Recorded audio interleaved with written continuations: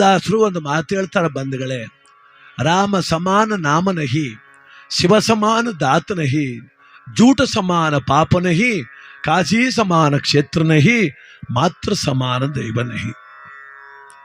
ತಾಯಿ ಆದವಳು ಮಕ್ಕಳಿಗೆ ಕೆಡುಕು ಬಯಸೋದಿಲ್ಲ. ಏನೋ ಕೆಲವು ಸಲ ಸಿಟ್ಟಲ್ಲಿ ಒಂದು ಮಾತು ಹೇಳ್ಬೋದು ಅಷ್ಟೇ, ಹಾಳಾಗಿ ಹೋಗು ಅನ್ಬೋದು. ಆದರೆ ಅಂತರಂಗದಿಂದ ಹೇಳೋದಿಲ್ಲ ತಾಯಿ, ಯಾವ ತಾಯಿನೂ ನನ್ನ ಮಕ್ಕಳು ಹಾಳಾಗಿ ಹೋಗ್ಲಿ, ನಾಶವಾಗಲಿ ಅಂತ. ಕೆಲವು ಸಲ ಮಕ್ಕಳು ಅಷ್ಟು ನೋವು ಕೊಟ್ಬಿಡ್ತಾರೆ ತಾಯಿದಿರಿಗೆ. ನೋಡಿ, ಒಂದು ಚೀನಾ ದೇಶದ ಒಂದು ಕತೆ ಇದೆ.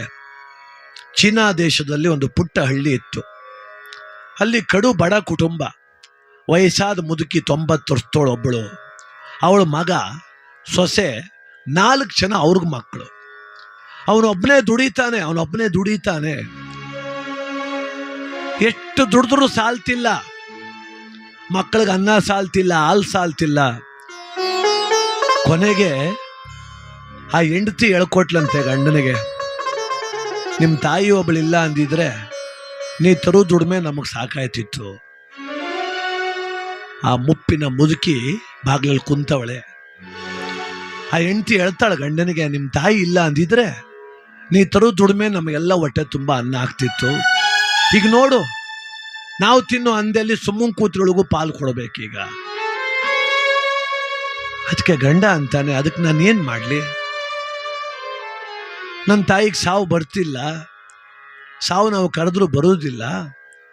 ಅದಕ್ಕೆ ಇವಳು ಹೇಳದ್ಲಂತೆ ಹೆಂಡತಿ, ನೋಡು ನನ್ನ ಮಾತು ಕೇಳು, ನಿಮ್ಮ ತಾಯಿ ಕರ್ಕೊಂಡೋಗಿ ಎಲ್ಲರೂ ದೂರ ಬಿಟ್ಬಿಟ್ಟು ಹೊಂಟು ಬಾ. ಇವತ್ತಲ್ಲ ನಾಳೆ ಸತ್ತೇ ಸಾಯ್ತಾಳೆ. ಅವಳೊಬ್ಬಳಿಲ್ಲ ಅಂದ್ರೆ ನನ್ನ ಮಕ್ಕಳಿಗೆ ಹೊಟ್ಟೆ ತುಂಬ ಅನ್ನ ಆಗ್ತದೆ. ಇವಳು ತಾಯಿನೇ. ಅವನು ತುಂಬಾ ಯೋಚನೆ ಮಾಡ್ದ, ದುಃಖ ಮಾಡ್ದ. ಒಂದು ಕಡೆ ಎತ್ತ ತಾಯಿ, ಅವಳನ್ನು ದೂರ ಬಿಡೋದು ಹೆಂಗೆ? ಇನ್ನೊಂದು ಕಡೆ ಎಷ್ಟು ದುಡಿದ್ರೂ ಮಕ್ಕಳಿಗೆ ಅನ್ನ ಇಲ್ಲ, ಇವ್ರು ಸಾಕೋದು ಹೆಂಗೆ?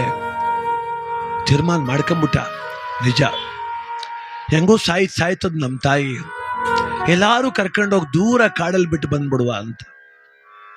ಒಂದು ದಿವಸ ತಾಯಿ ಮುಂದೆ ಕುಂತು ಕೇಳ್ತಾನಮ್ಮ, ನಾನು ನಿನ್ನ, ಅಲ್ಲೊಂದು ಬೌದ್ಧ ಸ್ತೂಪ ಇದೆ, ಚೈನಾ ದೇಶದಲ್ಲಿ ಅತಿ ಹೆಚ್ಚು ಪೂಜೆ ಮಾಡೋದು ಬುದ್ಧನನ್ನು, ಅಲ್ಲಿ ಕರ್ಕೊಂಡು ಹೋಗ್ತೀನಿ, ಬರ್ತೀಯಾ?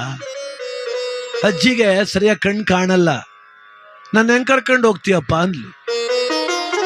ಒಂದು ಬುಟ್ಟಿಲಿ ಕೂತ್ಕೋ, ತಲೆ ಮೇಲೆ ಹೊತ್ಕೊಂಡು ಹೋಗ್ತೀನಿ, ಅಲ್ಲಿಗೆ ಹೋದ್ರೆ ನಿನಗೆ ಭಗವಂತನ ಆಶೀರ್ವಾದ ಸಿಗ್ತದೆ. ಆಯ್ತು ಮಗನೇ, ಆಯ್ತು ಹೋಗುವ. ಯಾವಾಗ ಹೋಗುವ?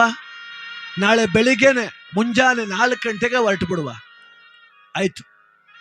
ಒಂದು ದೊಡ್ಡ ಬುಟ್ಟಿಲಿ ತಾಯಿ ಕುಂಡಿಸ್ಕೊಂಡ, ತಲೆ ಮೇಲೆ ಹೊತ್ಕೊಂಡ.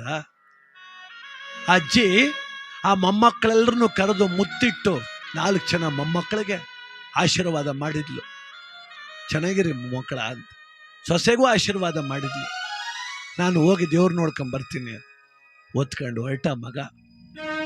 ಅವನ ಆಸೆ ಏನು ಅಂದ್ರೆ, ಹಂಗೇ ನಿದ್ರೆ ಬಂದು ಮಲ್ಕೊಂಡ್ಬಿಡ್ತಾಳೆ ನನ್ನ ತಾಯಿ, ಅವಳು ನಿದ್ದೆ ಬಂದಾಗ ಎಲ್ಲಾರ ಒಂತಾವ್ ಬಿಟ್ಟು ಬಂದ್ಬಿಡುವ ಅಂತ. ಇವಳು ಮಲಗ್ತಾನೆ ಇಲ್ಲ.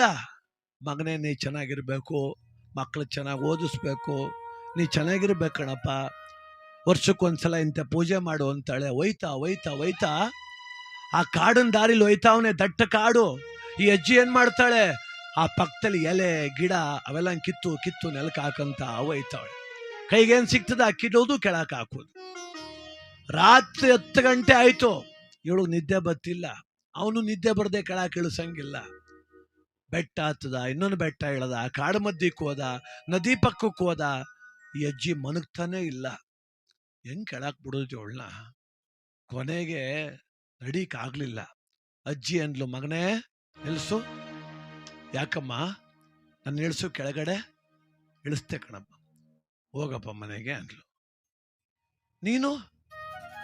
ಮಗನೇ, ಮೊನ್ನೆ ರಾತ್ರಿ ನಿನ್ನ ಹೆಂಡತಿ ನಿನಗೆ ಹೇಳ್ಕೊಡ್ತಿರ್ಲಿಲ್ಲ, ನಿಮ್ಮ ತಾಯಿ ಇಲ್ಲ ಅಂದಿದ್ರೆ ನಮ್ಮ ಮನೆಗೆ ಹೊಟ್ಟೆ ತುಂಬ ಅನ್ನ ಆಗ್ತಿತ್ತು, ಅವಳನ್ನ ಬಿಟ್ಟು ಬಾ ಅಂತ ಹೇಳಿದ್ಲಲ್ಲ, ನಾನು ಕೇಳಿಸ್ಕೊಂಡೆ ಕಣಪ್ಪ, ನಾನು ಕೇಳಿಸ್ಕೊಂಡೆ.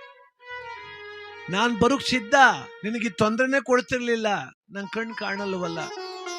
ಹೋಗು, ಸದ್ಯ ನನ್ನ ಮಗನಾಗಿ ಹುಟ್ಟಿ ಒಳ್ಳೆ ಕೆಲಸ ಮಾಡಿದೆ.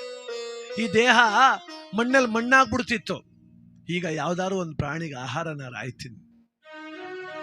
ಅಮ್ಮ ಬರೋ ದಾರಿನಲ್ಲಿ ಎಲೆ ಎಲ್ಲ ಕಿತ್ತಾಕೊಂಡ್ ಬಂದಿದೆಯಲ್ಲ, ವಾಪಸ್ ಬಂದ್ಬಿಡುವ ಅಂತ ಕಿತ್ತಾಕ್ಬಿಟ್ಟು ಬಂದ ಅಂದ.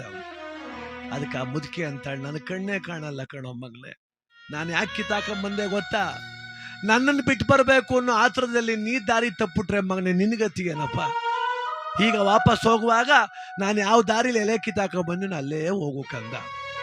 ನಾಳೆ ಸಂಜೆ ಹೊತ್ತು ಮನೆ ಸೇರ್ತೀನಿ ಆ ತಾಯಿ ಪಾದ ಹಿಡ್ಕಂಗುಳೋ ಅಂತ ಹತ್ಬಿಟ್ಟ. ಅಮ್ಮ ನಿನ್ನನ್ನು ತಗೊಂಡೋಗಿ ಕಾಡಕ್ ಬಿಡ್ತೀನಿ ಅಂತ ಸತ್ತೇ ಗೊತ್ತಿದ್ರು ನಾನ್ ದಾರಿ ತಪ್ಪಾರ್ದು ಮಗ ಅಂತ ಕಾಯ್ತಿಯಲ್ಲ ತಾಯಿ, ನಿನ್ನ ಬಿಟ್ಟು ಹೆಂಗಮ್ಮ ಬದುಕೋದು? ಬಾ ಅಮ್ಮ, ನನಗೊಂದು ತುತ್ತು ಕಡಿಮೆ ಆದ್ರೂ ಸರಿಯೇ, ಕಟ್ಟ ಕಡೆವರೆಗೂ ನಿನ್ನನ್ನು ಸಾಕ್ತೀನಿ ಅಂತ ವಾಪಸ್ ಮನೆ ಕರ್ಕೊಂಬಂದ. ತಾಯಿ ಹೃದಯ ಅದು.